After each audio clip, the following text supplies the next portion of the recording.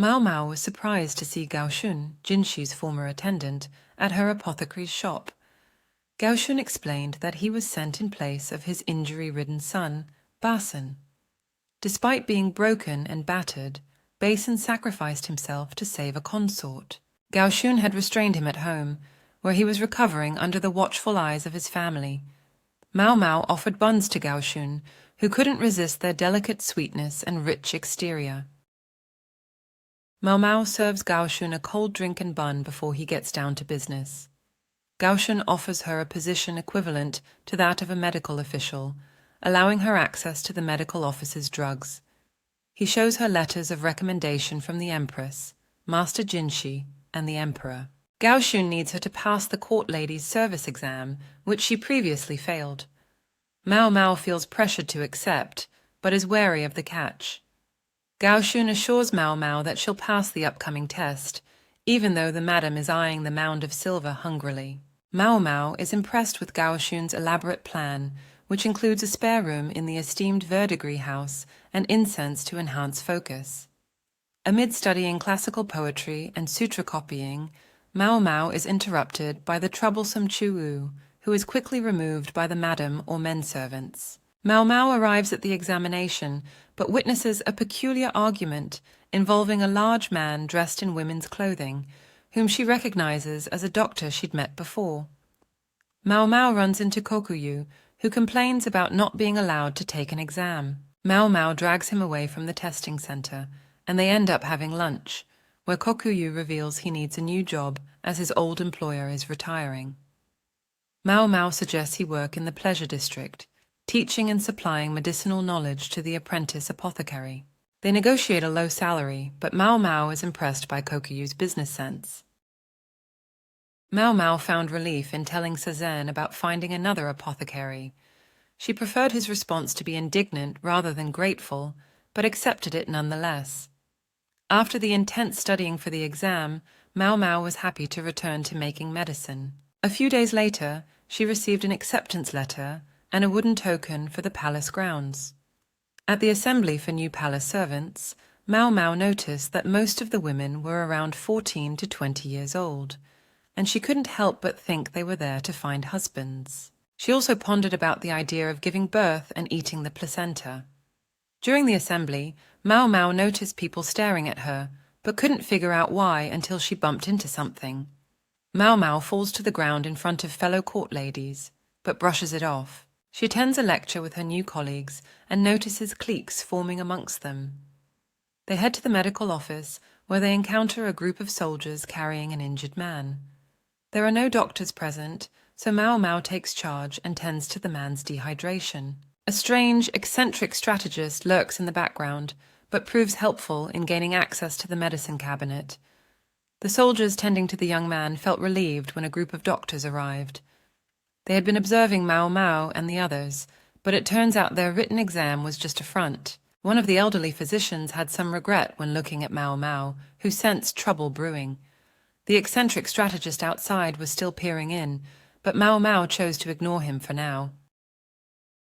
Maomao and 4 other new medical assistants spent their first month at the busiest medical office near the army training grounds, learning how to care for soldiers.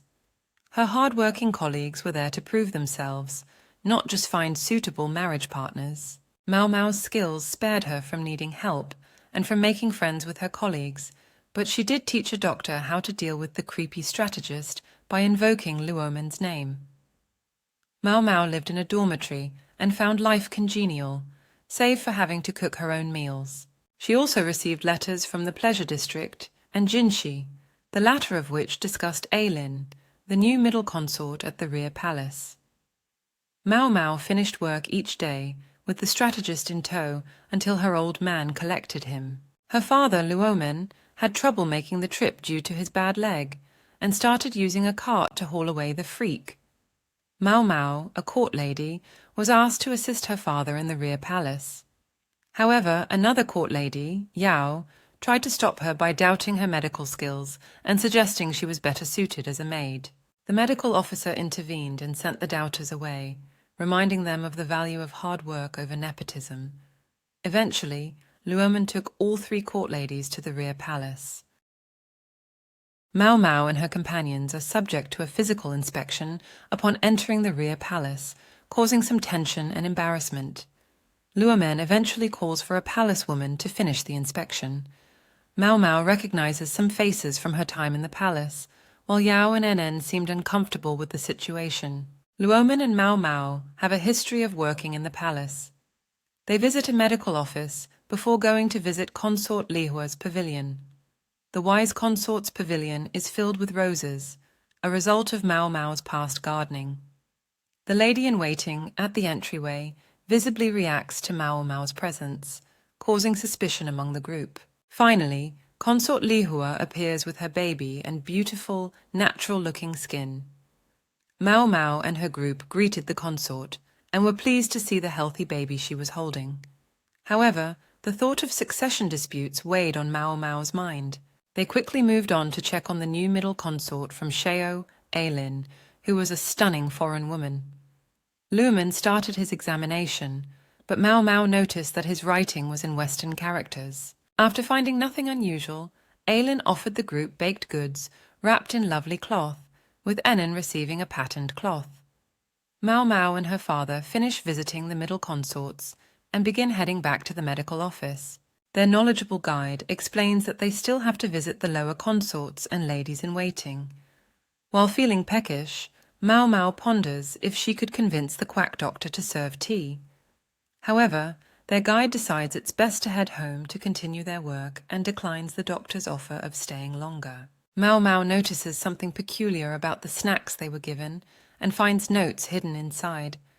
As they leave the palace, Maomao decides to keep the discovery to herself.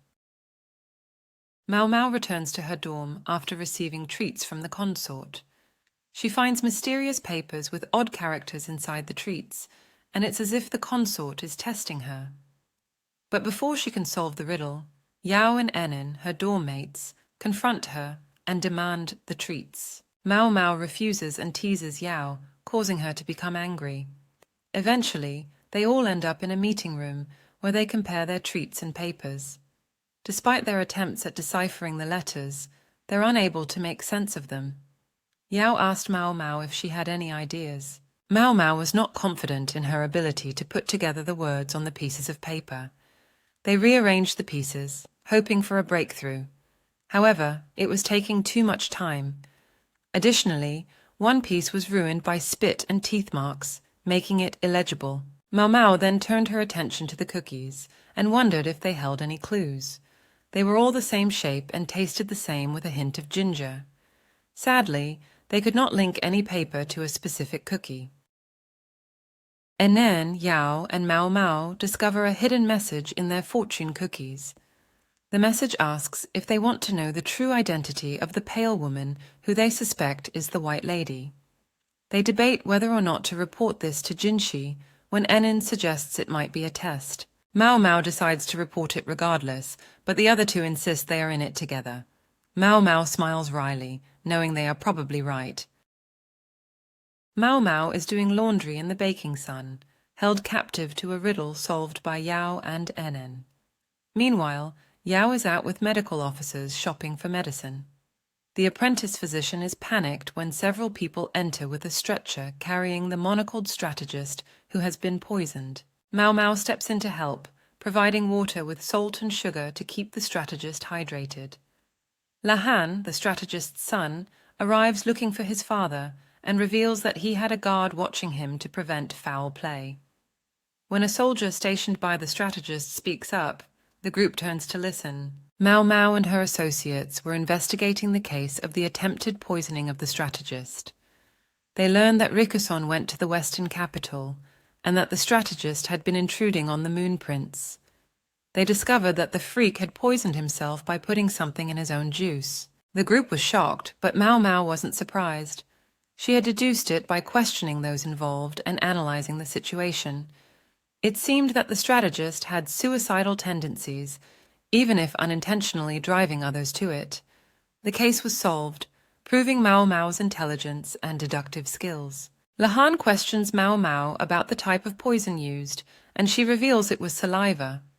The strategist drank directly from the bottle, which allowed the poison to grow and become harmful. Lahan orders Maomao to taste the juice, but she refuses. Later, Maomao organizes medicine while Enin apologizes for her past behavior towards her. Enin also reveals that Yao was upset about not being the top examinee, which would have been impossible as Enin would have been the highest scorer. Maomao notices Enin is a shrewd young woman and she needs to stay on her toes around her. The physicians from the outside would visit the rear palace every 10 days, checking on the consorts. Maomao's only worry was her letters being examined. Meanwhile, the three of them make their rounds, finding a lower consort who had committed suicide, and another whose room was filled with an overpowering perfume. The Emperor's nocturnal visits were kept recorded, causing a trial for Empress Gyokuyu's chief lady-in-waiting. It was evident that the women in the rear palace had their own battles to fight, and for some, leaving would never be an option. Maomao notices the consort's habit of breathing through her mouth due to a blocked nose. Her father diagnoses it and offers treatment. Meanwhile, they inspect the garden and discuss the causes of the consort's rhinitis, including pollen and lack of sanitation. They visit other consorts before returning to Aylin, who seems ill but has a striking beauty. Maomao can't help but notice her chest. The consort was in sleepwear, causing some ladies-in-waiting to object. Luoman examined her and gave her a medicinal arrowroot concoction for her stiffness. Aylin expressed her happiness that folk medicine wasn't the only option. Later, Aylin gave the 3 medical assistants treats with a letter inside, telling them to go to a fancy drinking establishment. There, they met Lahan and his bodyguard. Lahan revealed he is Khan's nephew and the Grand Commandant's son, much to Maomao's chagrin. Lahan stated that they had no use for someone who couldn't solve their riddles, despite a misunderstanding from Yao. Maomao realizes that Enin seems to know something about Lahan, who betrayed his own family and chased them out of their house. However, they put aside their differences and have a pleasant meal, while Lahan explains that Aylin had entered the Li's rear palace for political asylum. Women in Shao had greater political power, especially with the current albino shrine maiden, who is older than the king, causing them to be more influential. The shrine maiden is currently indisposed with an illness, and court ladies are assisting, and Aylin seemed worried about a possible threat to the shrine maiden. Maomao suspects that Lahan isn't telling the full truth, but decides to stay silent. On her day off, Maomao went to check on the pleasure district. She found everything to be fine, with an apprentice sweeping and a bratty kid playing with her cat. Chuu greeted her, but the cat fought back and ran off. Maomao hoped the cat would return with a gift. Chuu asks why Maomao never comes home, but she's too busy working. She sees that Chuu has grown taller and his skin is tanner. Maomao asks for Sazan, who is pulverizing something with Kokuyu's instructions. The shop is hot, and the courtesans enjoy watching the 2 men. She checks that everything is in order, and Kokuyu shows her his latest experiment: thin rice crackers sprinkled with medicine. They chat about his past and a person from a Western country who taught him medicine. Maomao is paged to talk with Lahan, who wants to discuss the medical assistants and the Shao shrine maiden. He brings up the possibility that the shrine maiden may not be who she claims to be, and that she may have had a child. Maomao thinks Aylin could fill the shrine maiden position, and wonders if the shrine maiden gave birth to the White Lady. Lahan believes the possibility of the White Lady being the daughter of the shrine maiden would give them leverage. The shrine maiden is coming to attend a major ceremony, but Maomao is concerned about the risks of hosting foreign dignitaries. Lahan convinces her to go and offers to negotiate compensation for her. Jinshi was behind the idea, but cannot involve himself personally due to his social status. Gyokuyu becomes the Empress after marrying His Majesty, solidifying her status in the court. Her son's birth before Li Hua's own male heir earns her the position, despite Li Hua's prestigious lineage. During a medical visit to Gyokuyu, Enin entertains her with a story about 2 chefs, one of whom made a mistake while cooking dumplings. Maomao solves the riddle by deducing that the chef used salt water instead of fresh water to cook the dumplings. The Empress remains perplexed at the idea that salt water could ruin the dish. Maomao impresses everyone with her cooking knowledge, even NN. The group then discusses the Emperor's son and his weaning process, causing worry for the Empress. Maomao reflects on the potential dangers to the Crown Prince's life and thinks about Jinshi's claim to the throne. Before leaving, Yinghua gives Maomao a hair stick and some snacks as a gift from the Empress. Maomao contemplates her opportunity to work for the Empress, but ultimately decides it wouldn't suit her. Jinshi found himself drowning in endless paperwork during the hot and rainy season. As he sat in his office, a court lady brought him tea, which he found strange due to his office's restricted access. After the lady left, Jinshi uncovered that the tea was poisoned and tested another cup, which was fine. Despite the incident, Jinshi tried to put it behind him and continued his work with his assistant. Jinshi's ever-considerate lady-in-waiting, Suiren, brought him fruit, and the two discussed the lack of free time due to his work. Suiren suggested Jinshi take a consort to lighten his workload, but he thought of the only person he could never consider, someone who valued their independence too much to be suffocated by the role of his consort, and gave a dry smile. Suiren, who had served the young master's father, spoke of Lady Arduo, the Emperor's first consort, who had been subject to cruel harassment. Despite this, she had eventually won the respect of all those who had wronged her. Suiren also revealed that the young master's father had originally sought Lady Arduo's hand in marriage, but was disappointed to find she was not suited for the role of Empress. These words left the young master contemplating a future without regrets. The capital was alive with festive energy, as visitors from foreign lands and the arrival of trade goods brought a flow of money. Celebrations brought joy to all, but also led to overwork and exhaustion for bureaucrats.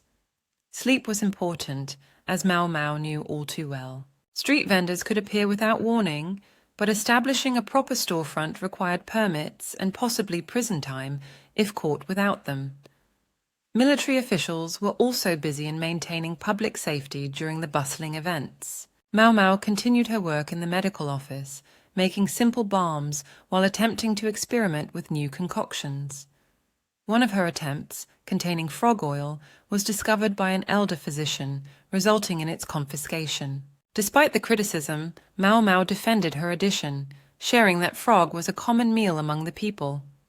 The court ladies ate separately from the men and enjoyed a free meal, but Yao showed a slight warmth towards Maomao during mealtimes amidst the lively atmosphere. In the palace, there is a side of women that only comes out when they are with other women. Maomao usually chooses a spot in the corner of the dining area with Yao by her side. They talk about various things like how difficult it is for genuinely prim and proper ladies to survive in the court filled with high-ranking but not-so-nice personalities.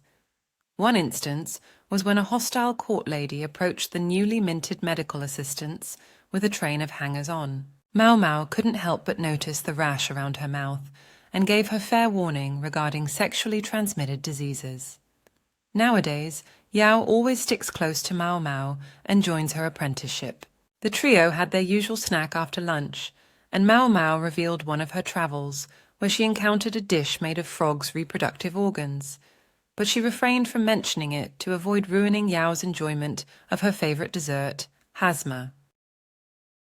Luomin and Maomao and their group went shopping for medicine from a foreign merchant. Maomao's father was with them, along with the other doctor, who was always angry at her, and a bodyguard. They had to walk because a carriage would be a nuisance. They arrived at a luxurious restaurant where only 3 people were allowed to enter. Maomao and the other 2 assistants had to wait outside. Dr. Liu gave her a list of sweets and treats to buy with a substantial amount of change. Maomao doubted whether the doctors could eat it all before it went stale. After visiting every place in town, they paused under a willow tree. Yao was so spent from running that Ennen bought her some juice. Maomao and Ennen went to purchase snacks for Lady Yao. They came across a foreign-looking girl who couldn't speak. Yao tried communicating, but no luck. Maomao noticed Ennen's strange behavior towards Yao, finding it twisted, and thought Enin could lend a hand. Maomao, Yao, and Enen were trying to communicate with a little girl who couldn't speak their language. Enen stepped in and managed to get through to the child and discovered she is from Shao. The little girl held out her hand with a piece of gold in it, and Maomao assumed she wanted to go shopping. They figured out the little girl was searching for a specific snack. They took her to a shop where she found her guardian, a woman who had also been searching for her. The woman apologized for the trouble and thanked them for helping the little girl. Enin recognized a shop they passed by and revealed its connection with Yao's mansion. However, a startling bundle of dried frogs puzzled them. Yao, curious, asked about the foreign delicacy and received an ambiguous answer from Maomao. They then asked the shopkeeper to save a few dried figs for them, which were in shortage. In gratitude for assisting a lost child, the shopkeeper offered them silk as a token of their appreciation. Maomao was flabbergasted, as something so generous was rare for ordinary people like them.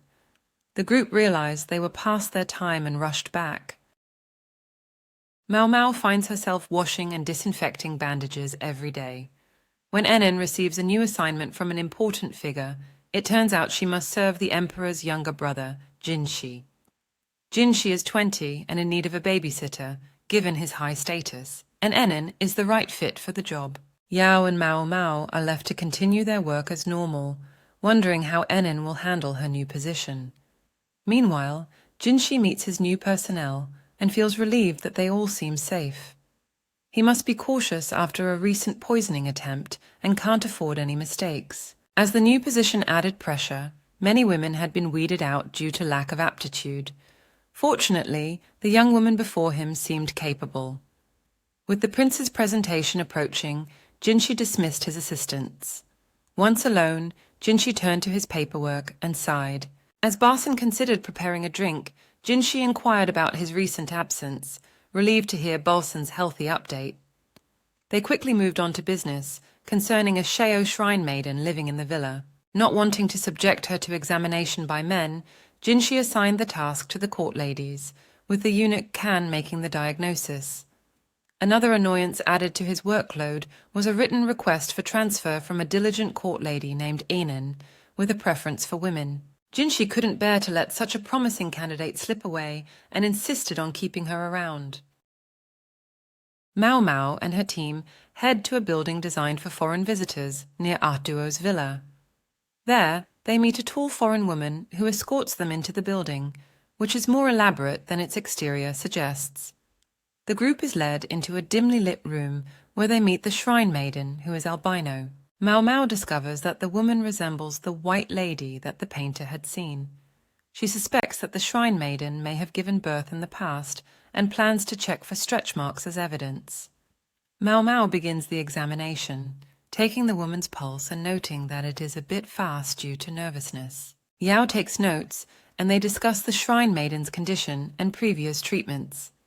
Maomao examines a shrine maiden who has come from Shao for medical treatment and finds that her symptoms suggest a decrease in female qi. However, upon discovering that the shrine maiden had been buying medicinal foods, Maomao suspects that politics may be involved in her trip to Li. Despite this, her father reminds her and Yao to prioritize the patient's safety and not reveal any suspicions to the shrine maiden or her attendants. Yao was not pleased with the task at hand. It felt like they were admitting their incompetence by doing the same thing as the shrine maiden's attendant. But Maomao knew when playing the fool was necessary in the game of politics. As they searched for medicine, they met an old acquaintance of Luomen's who shared a traumatic memory of the Ria Palace. He gave them the recipe for a fake eunuch medicine and warned about the unpleasant side effects. Yao suggested writing to Enen for advice, and Maomao agreed. They continued to visit the shrine maiden, but the journey back was arduous. Despite Yao's complaints, they couldn't walk as Maomao's father had a bad leg. The visits didn't seem to have much point, but they were able to offer some helpful advice, such as drinking more water. The shrine maiden was pleased and reported that her headaches had improved. She even enjoyed taking more walks in the sunlight. However, she received many visitors who wanted to experience being in the presence of a foreign shrine maiden, including someone who wanted their fortune told. Maomao found fortune-telling to be dubious and dangerous if followed blindly. Her father shared a story of a village that sacrificed infants for good harvests, which proved to be ineffective and dangerous. As they arrived back at the medical office, they found a commotion caused by the monocled freak who had brought a couch and snack wrappers. Despite Luomen's scolding, the freak was excited to see Maomao and asked about her. Yao comments that Maomao's face is terrifying, causing her to massage her features. Meanwhile, the freak strategist demands to see Maomao, but Luomen offers him carrot congee with threats of more carrots if he doesn't calm down. When the strategist reveals that Larkin requested Maomao as his food taster at an upcoming dinner, Yao suggests that she should go with him while she attends the Shrine Maiden solo. Despite Maomao's reluctance to be separated from Yao, Luomen insists that they cannot refuse Lacan's request and risk causing an international incident. Time can be fleeting or dragging, and Maomao doesn't want to go to the strategist's place until the event arrives. Meanwhile, Yao is excited to handle a job on her own and stays at the Shrine Maiden's villa to study her diet. On the day of the banquet, Aylin appears fatigued and smitten with Yao, while Maomao is annoyed to have to report early. She is tasked with delivering medicinal incense to the consorts, including the foreigner who demands a less smoky kind. Xiao's power politics confuse Maomao, and she keeps her head down and listens carefully. Maomao distributes incense to the consorts, but encounters an odd smell in Aylin's room. Aylin seems nervous about the banquet and asks about the Shrine Maiden. Maomao answers truthfully and leaves. At the formal dinner, the strategist plays pranks on others, and Maomao has been tasked with babysitting him. Lahan informs Maomao that Aylin wrote a song about the Shrine Maiden, who had ensured her proper education despite the early marriages in Sheo. In this world, a girl's education can determine her fate. Those without it are trapped in unhappy marriages, unable to leave due to lack of other work. Maomao knows this well, having been saved from such a fate by her father's teachings. Even Aylin is grateful for her education and tries to use it to her advantage. Meanwhile, at the formal dinner, Maomao and her fellow medical assistants are being used as food tasters, a job normally given to the lowborn and expendable. They hope for an uneventful tasting, but when a court lady collapses, they are thrown into chaos.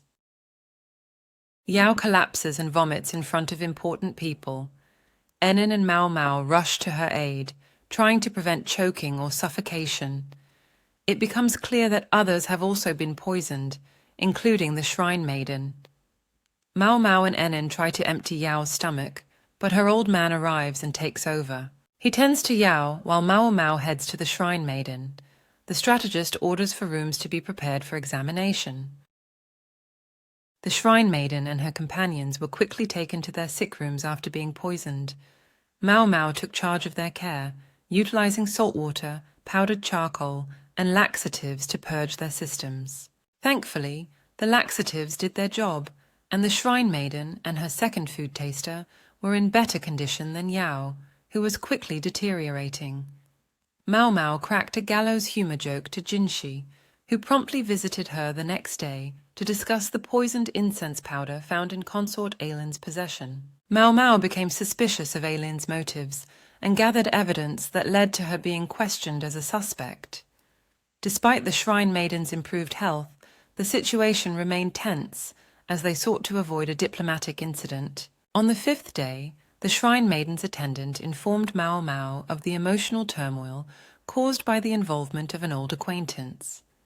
Maomao's father had arrived in a waiting carriage to take her to Jinshi's palace. Their purpose was to discuss the recent poisoning incident at the banquet, and Maomao suspected that the authorities wanted to question her and Luomen.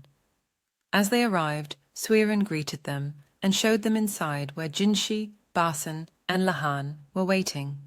They began by asking Luomen about Yao's condition and symptoms.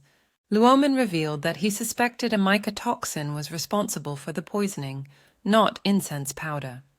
Maomao shared her thoughts, explaining why she believed that it was not Aylin who had poisoned the food.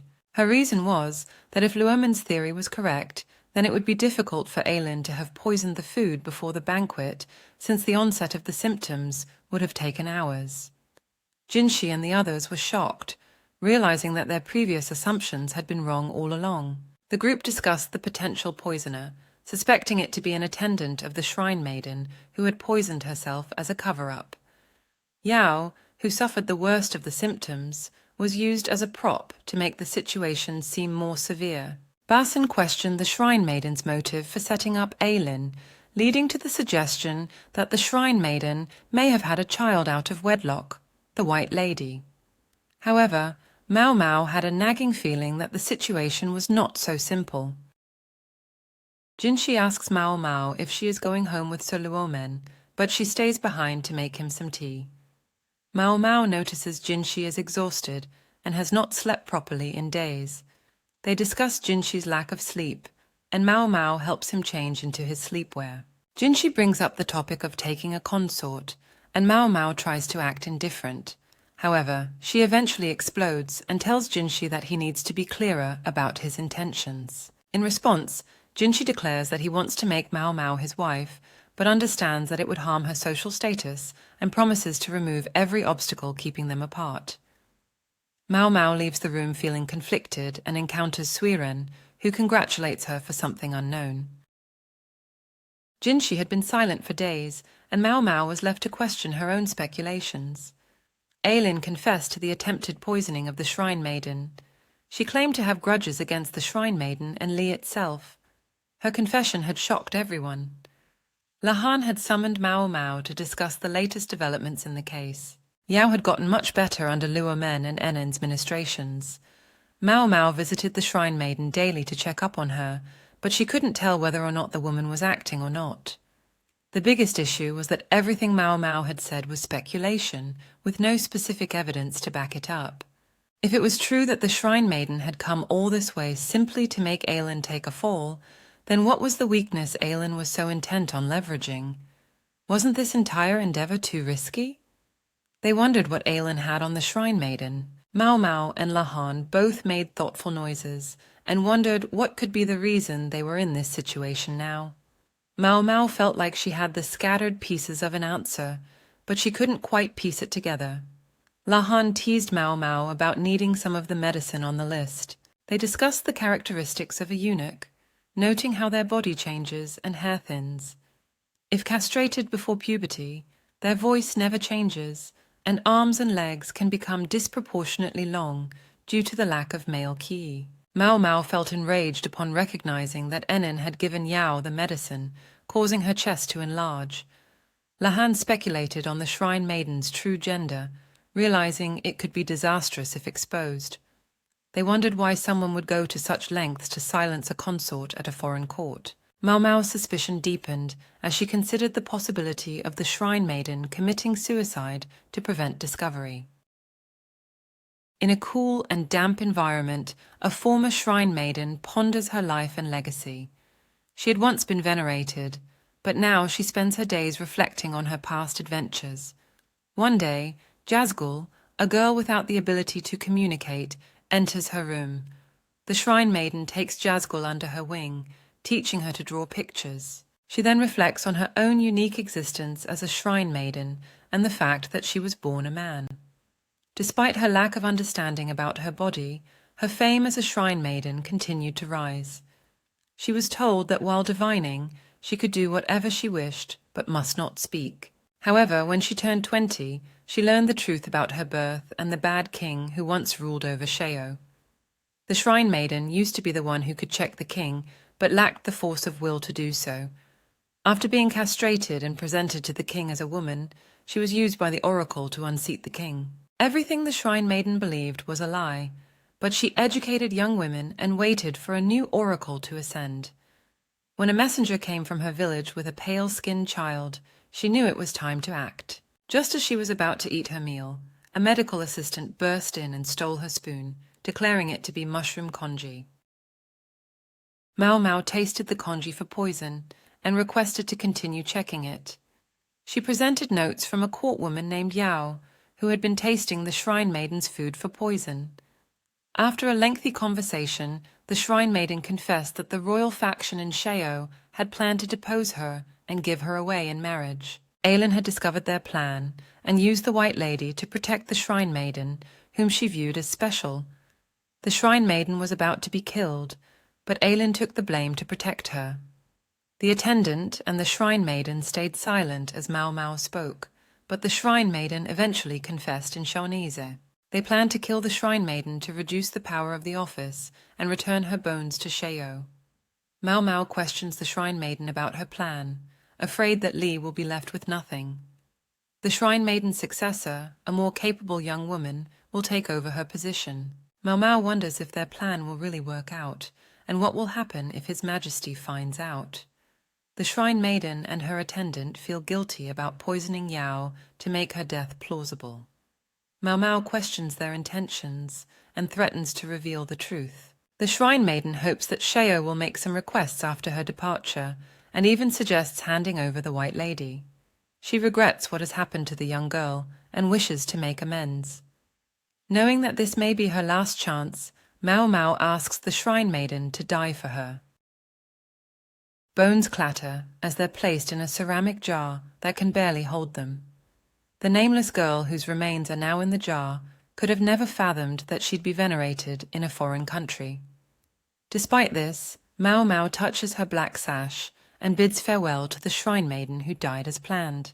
The real Shrine Maiden is now speaking with Jinshi in a room with curtains that shield her from the sun. Aduo enters and offers to change the furnishings if needed. The Shrine Maiden is seeking their aid, and Jinshi and Aduo are willing to help. She gives Maomao a sheepskin parchment with drawings of a young girl and herself. Maomao is confused, and the Shrine Maiden tells her that the Shrine Maidens of Sheo have special abilities. Maomao is intrigued, but doesn't understand. Sitting in a carriage, Maomao examines the final sheet of parchment, which is just a line drawn across the page. Jinshi asks what it is, and she has no answer. In the epilogue, Maomao visits Yao, who had been poisoned but has since recovered. Yao is eager to return to work as a medical assistant, and Enen had left Yao's side to return to the medical office.